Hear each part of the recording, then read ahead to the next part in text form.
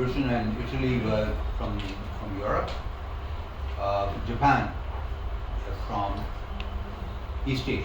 So these are the leading developed world countries. In addition to it, China and South Korea were added in East Asia. Indonesia was added from Southeast Asia. India from Southern Asia. Saudi Arabia from West Asia. From Africa, South Africa was added. And from Latin America, 3 countries were added: Brazil, Argentina, and Mexico, the 3 most developed countries of Latin America. Okay?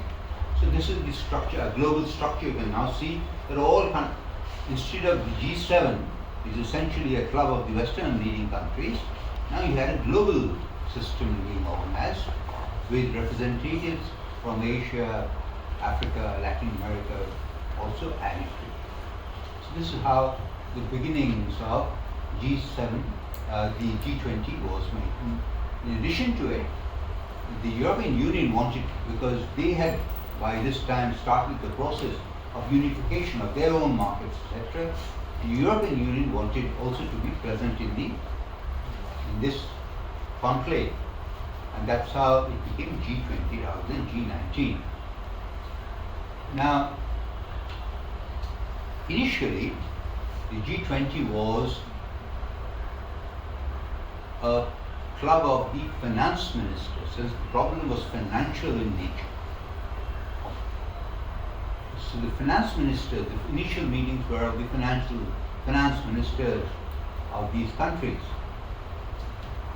But by 2008-9, when the global financial crisis rose, and this time it rose where? The United States itself. The United States went into huge financial crisis as a result of the banks unable to recover money from the home loan, huge home loans that they had made, and the credit system had gone out of control. So the banks collapsed. When the banks collapsed, the whole US economy, financial system started collapsing. And since the United States plays a central role in the global financial system, and dollar is the key currency, it immediately affected the entire world, as you know. Exports fell, trade markets were all in disarray, which meant a series of crises across the economy, unemployment, collapse of companies, manufacturing, etc., etc. Everyone was affected very badly. And so it is in this context that it was mooted to expand it from the finance ministers to the global leaders themselves. So G20 from 2008-9 onwards became the most important global organization of global leaders, along with the finance ministers, in order to basically stabilize a world that is now deeply interdependent and significantly globalized.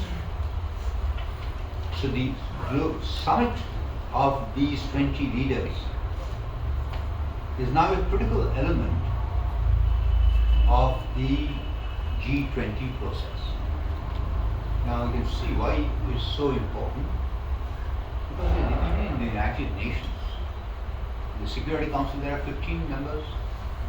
These 15 members keep changing, except for the Big Five.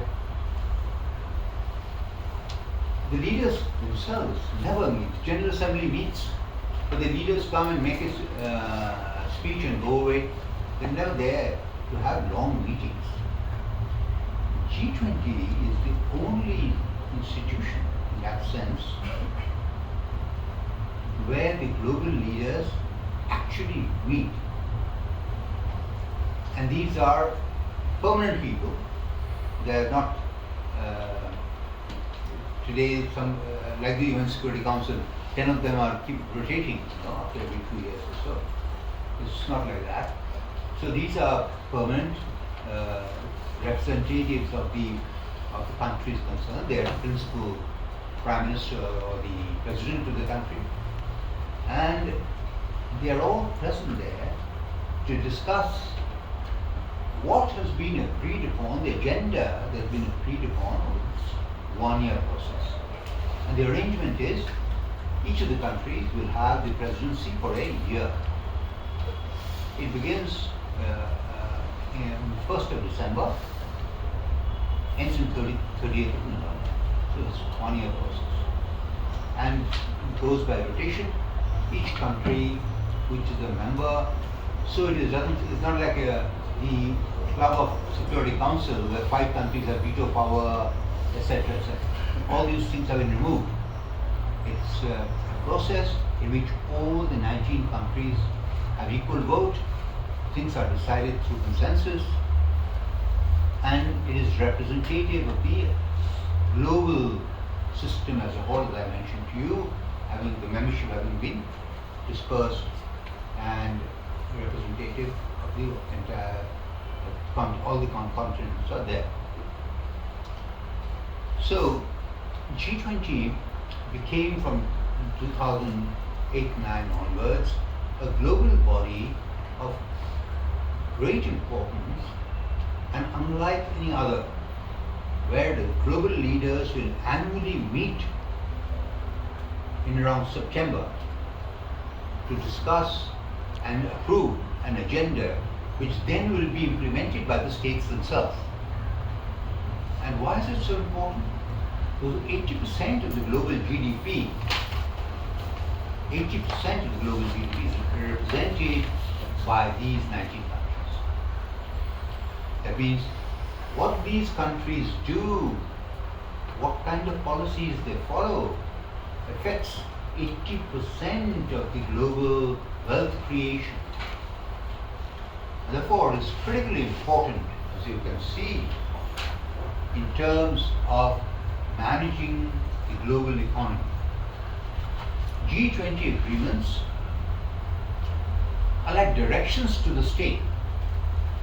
They're global agreements that direct the states to pursue a certain policy agenda that they will then reflect in their own budgets, in their own financial policies, in their own countries' domestic policy, right?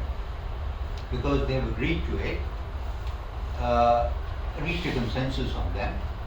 It's not compulsory that each of these will be